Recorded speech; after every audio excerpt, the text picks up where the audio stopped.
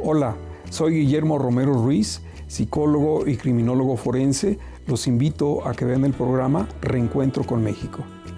En nombre del grupo Por un País Mejor, le damos la más cordial bienvenida a este tributo que rendimos a mexicanas y mexicanos destacados en el ámbito artístico, cultural, deportivo, político y académico. Bienvenidos a este programa que va al reencuentro con México. Guillermo Romero Ruiz nació en Tepatepec, Hidalgo, el 25 de enero de 1954. Es licenciado en Psicología por la Universidad Nacional Autónoma de México y maestro en Ciencias Penales y Criminología por el Instituto Nacional de Ciencias Penales. Cuenta con estudios de doctorado en Ciencias Penales y Política Criminal. Asimismo, tiene estudios de doctorado en Derecho Penal. Nos encontramos con el maestro Guillermo Romero Ruiz, criminólogo, psicólogo y perito en criminología forense. Maestro, ¿qué es la criminología? La criminología es una ciencia que estudia comportamientos hipercomplejos, delitos, crímenes, que son la expresión extrema de lo que un ser humano puede llegar a realizar en un momento dado. Ese es el campo más general de intervención de esta ciencia maravillosa que es la criminología. Ahora bien, ¿cuál es la función específica del criminólogo como usted? Los criminólogos podemos hacer el estudio directo de un sujeto que ha cometido un acto delictivo y criminal para hacer su perfil criminológico, pero también podemos realizar estudios de la distribución delictiva en México o en el mundo incluso. La criminología y lo que los criminólogos hacemos es un campo muy vasto. Se puede estudiar los comportamientos delictivos individuales, colectivos o sociales, pero fundamentalmente la labor que un criminólogo hace es el estudio, el peritaje, el perfil criminológico de un sujeto al que se supone que ha cometido una acción como un crimen o un delito para poder llevarlo en un momento dado a juicio. Ahora, de acuerdo al derecho penal, ¿qué es un crimen? El derecho penal define más que el crimen, define el delito. Es una acción que la ley considera que si se viola, el sujeto que lo hace recibirá una sanción penal. Y un crimen es un acto humano extremo. Hay una diferencia. Fíjese nada más, un crimen puede ser un delito, pero puede ser una conducta que no está tipificada como delito. Por ejemplo, la falta de atención al hijo, la falta de amor, pues es criminal, pero no está tipificado. Y hay delitos que son tipificados por la ley y que también son crímenes. Un crimen como una conducta extrema, por ejemplo, una violación, un homicidio, un secuestro, donde confluiría, por un lado, el delito tipificado en la ley y, por otro lado, una conducta humana extrema. ¿Cómo definir a un criminal? Un criminal es un sujeto que tiene motivaciones profundas o necesidades que suplir, que lo va a realizar mediante la violación de la ley o mediante la afectación de todas las esferas de las personas con las que piensa realizar el acto delictivo y criminal. ¿El asesino, el criminal, nace o se hace? Esa es una pregunta muy interesante, porque la ciencia tiene diversas maneras de explicar esto. Hay enfoques científicos dentro de la criminología que suponen que el criminal nace, que hay determinaciones biológicas, hereditarias, que de alguna manera facilitarían que este sujeto que viene de padres con características delictivas y criminales pudiera en un momento dado de su vida hacer lo mismo que sus progenitores. Y por otro lado, un enfoque distinto plantea que la delincuencia y la criminalidad es producto del aprendizaje social. Si usted me preguntara cuál es mi punto de vista, lo que yo le diría es que para poder explicar científicamente el delito y el crimen, se tienen que considerar tanto los aspectos biológicos como el contexto social y cultural donde esto sucede. En México, ¿es frecuente que el hijo de un criminal sea criminal? No necesariamente, no necesariamente. No hay estudios que lo pudieran corroborar, pero donde sí sucede esto de manera muy clara es en las familias de secuestradores. El delito de secuestro, que es un delito pero que también es un crimen atroz, se ha estudiado que muchos de quienes se dedican a cometer secuestros en México son parte de familias que a lo largo de diferentes generaciones, 2 o 3 generaciones, vienen dedicándose a esto. El padre, el abuelo, los hijos se incorporan a estas estructuras complejas de delincuencia organizada y se dedican al secuestro. Ahí sí podríamos identificar en nuestro país que los padres e incluso los abuelos, padres e hijos se dedican a estas actividades. Las causas que motivan estas conductas criminales, ¿cuáles serían las más importantes? Son muchas causas y muchos factores. Lo más importante es la influencia social y los procesos de aprendizaje.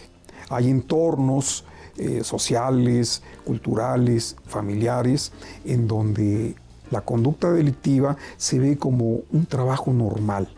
Entonces, en ese contexto, lo normal es dedicarse a este tipo de actividades delictivas y criminales.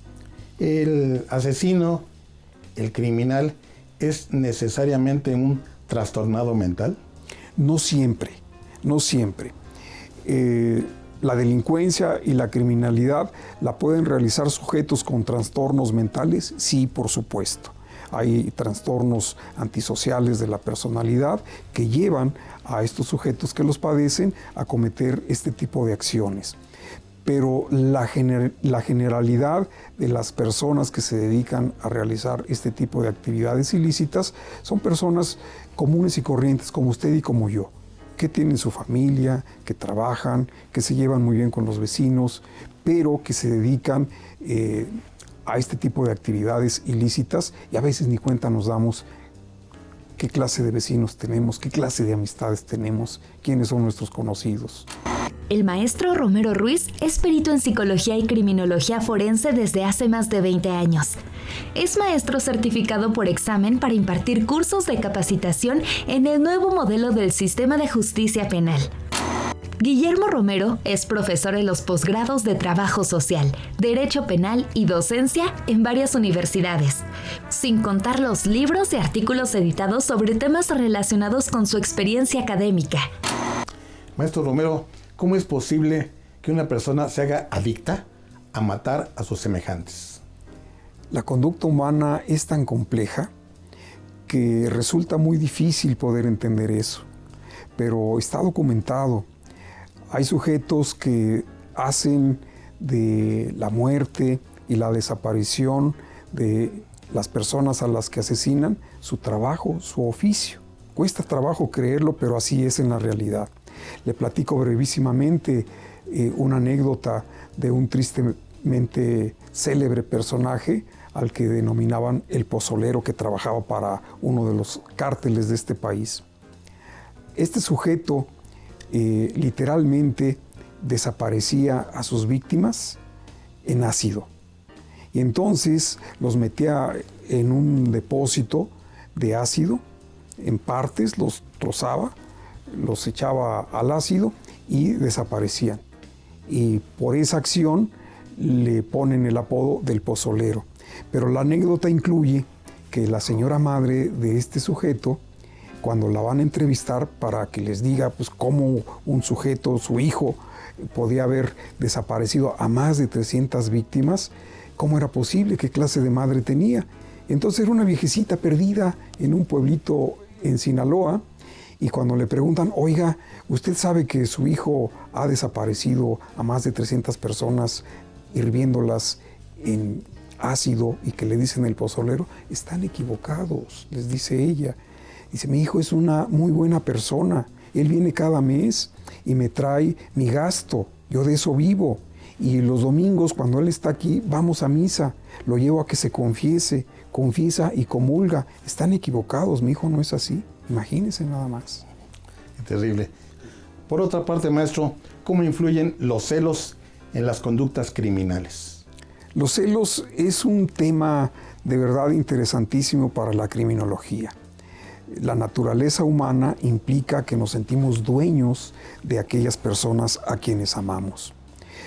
Pero, le reitero, la conducta humana es tan compleja que a veces por celos se llega a asesinar a aquella persona que decimos que amamos. ¿Qué tan grave es la incidencia de crímenes por celos? No hay un dato estadístico que nos diga qué tan frecuente es, pero podemos hacer una hipótesis planteando lo siguiente. Estamos viviendo una época, en este momento en nuestro país y en el mundo, en donde el confinamiento ha cambiado las interacciones humanas. Y es muy frecuente que cuando alguien sale del hogar, el esposo, la esposa o el novio o la novia, se genere un cierto grado de desconfianza y aparezca esto que llamamos el celo. Es mi posesión, es mi propiedad, pero también estoy proyectando en la persona a la que celo mis inseguridades, pero también mis deseos. Fíjese qué complejo es esto. Yo le digo que el otro o la otra me engaña porque a lo mejor es mi deseo, o yo mismo o ella misma ya cometió esta infidelidad. Entonces el celo abarca todo esto: deseos, pensamientos inconscientes, inseguridades, afectaciones emocionales que trae cargando la gente celosa, y se llega al extremo de lo que se denomina la celotipia, celos patológicos que pueden llegar a desencadenar la muerte de la persona a la que se cela. Ahora bien, la infidelidad, ¿en qué momento puede provocar una conducta criminal? En muchos momentos, desde la suposición sin tener el dato preciso hasta la confirmación de que se está violentando el compromiso de amor, la lealtad, la fidelidad en el matrimonio o en el noviazgo. Entonces podemos ver reclamos airados de manera verbal, y esto se puede ir incrementando en un ciclo de violencia hasta llegar no solo a la violencia verbal, sino a la violencia física, y en el extremo hasta la privación de la vida de quienes se está celando. Ahora bien, esta infidelidad que puede desembocar en conductas criminales, ¿a quiénes está afectando más en México? ¿A los hombres o a las mujeres? Afecta más a las mujeres, sin duda alguna. Vemos que la incidencia de los feminicidios se ha incrementado de manera estratosférica, y el feminicida puede actuar por celos, lo hace por celos sin duda alguna, y puede llegar a privar de la vida a su pareja, a lo mejor por un acto irracional o por algo que sea objetivo, pero el contexto de afectación de las interacciones por el resguardo al que nos vemos sometido ha incrementado las tensiones, los conflictos, los celos, la violencia, los feminicidios. O sea que hay más criminales de mujeres que mujeres de hombres. Así es, así es. El celo y el feminicidio, la frecuencia estará 70% varones cometiendo este tipo de actos, 30% de mujeres. ¿Los criminales más peligrosos que hay? Sin duda alguna los psicópatas, porque un psicópata no tiene conciencia moral del daño, la afectación que está causando en su víctima o en sus víctimas. No hay empatía, no hay manera de conectar con el otro, y entonces se actúa de manera irracional, de manera totalmente deshumanizada. Maestro Romero, ¿por qué ha aumentado tanto la criminalidad en México? La criminología, en sus más de 100 años de existencia como ciencia, no ha podido dar una respuesta contundente a qué hacer para prevenir el delito. Tenemos que partir de un hecho: el delito no se erradica. El delito se controla, se administra, pero no se puede erradicar. El delito y la criminalidad son constantes históricas a lo largo de la evolución humana. han existido en el pasado, existen actualmente y lo más probable es que sigan existiendo en el futuro. Lo que la criminología tiene muy claro es que lo que se debe de buscar, y sí se puede lograr en un momento dado, es reducir significativamente la incidencia delictiva, no su erradicación, que es una meta imposible de lograr. ¿Se da la suficiente importancia en México a la criminología? Actualmente yo diría que sí, aunque es una ciencia que no está teniendo el desempeño, el conocimiento y la promoción como sería necesario. ¿Por qué le digo esto? Porque la criminología es la ciencia altamente especializada en el estudio de los comportamientos delictivos, de la delincuencia y la criminalidad como un problema social. Y la criminología ha propuesto estrategias para resolver este mundo de la delincuencia y la criminalidad. El problema es que los tomadores de las decisiones políticas en este país no han escuchado, no han tendido los puentes necesarios como para tener la información y el asesoramiento de los científicos, de los expertos. Romero Ruiz fue subdirector técnico en la Penitenciaría Varonil de Santa Marta, Acatitla, y a la fecha es catedrático en Derecho, Psicología y Pedagogía. Es profesor de la especialidad en Prevención del Delito y Derechos Humanos. Maestro Romero, ¿son frecuentes los casos de asesinos seriales? El problema y los asuntos de los asesinos seriales es muchísimo más frecuente en los Estados Unidos que en cualquier otra parte del mundo. Pero en México esto también es algo que históricamente está documentado. En los últimos tiempos tenemos casos tanto de varones como de mujeres. Se acordará usted de Juana Barraza, la famosa Mataviejitas. Este personaje tristemente célebre que de niña sufrió abuso por parte de su padrastro, su mamá la vendía para que fuera abusada sexualmente y esto finalmente, junto con afectaciones neurológicas, la lleva a buscar algún tipo simbólico de venganza y entonces, al no poder afectar directamente a su progenitora, busca figuras que representen a su madre y encuentra que señoras de la tercera edad que viven solas son víctimas propicias para este trastorno que ella desarrolla, que es asesinar a un número considerable de señoras de la tercera edad. ¿Era una psicópata? Era una psicópata. Es porque todavía está viva, está en el penal femenil de Santa Marta, Acatitla, aquí en la Ciudad de México.